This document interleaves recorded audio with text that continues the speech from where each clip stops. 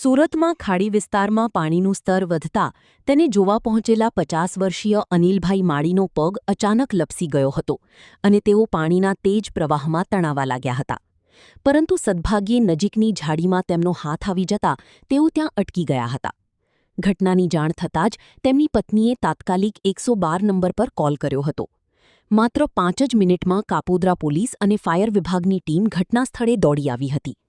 દોરડા વડે ભારે મથામણ બાદ અનિલભાઈને ખાડીમાંથી સુરક્ષિત બહાર કાઢવામાં આવ્યા હતા. ત્યારબાદ તેમને તાત્કાલિક સારવાર અર્થે સ્મીમેર હોસ્પિટલ ખસેડાયા હતા, જ્યાં તેઓ સંપૂર્ણપણે સ્વસ્થ હોવાનું જાણવા મળ્યું છે. આ ઘટના બાદ પોલીસ અધિકારીઓએ પરિવારની મુલાકાત લઈ તમામ મદદની ખાતરી આપી.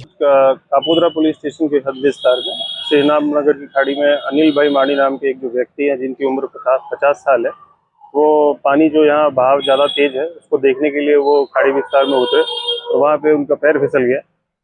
लकीली जो उनका हाथ किसी झाड़ी पे जाके अटक गया. तुरंत ही 112 नंबर पे कॉल गया. इनकी वाइफ ने 112 नंबर पे कॉल किया. विदिन 5 मिनट्स पुलिस की टीम वहाँ पे पहुँच गई और फायर को भी इन्फॉर्म किया गया. फायर और पुलिस ने मिलकर इनको खाड़ी विस्तार से वहाँ से रस्सी बांध के वहाँ से निकाला और तुरंत ही स्वीमर हॉस्पिटल लेके जाके इनको सारवार कराया और भगवान की दृष्टि से ये बच गए और इनको कुछ भी कोई भी इंजरी नहीं हुआ.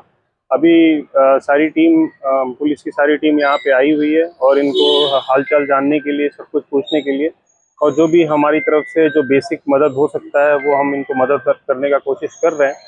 और आगे भी अगर किसी को भी प्रॉब्लम होता है तो हम पुलिस एक परिवार की तरह हम इस जो भी आपदा है उसमें जनता के साथ खड़े हैं.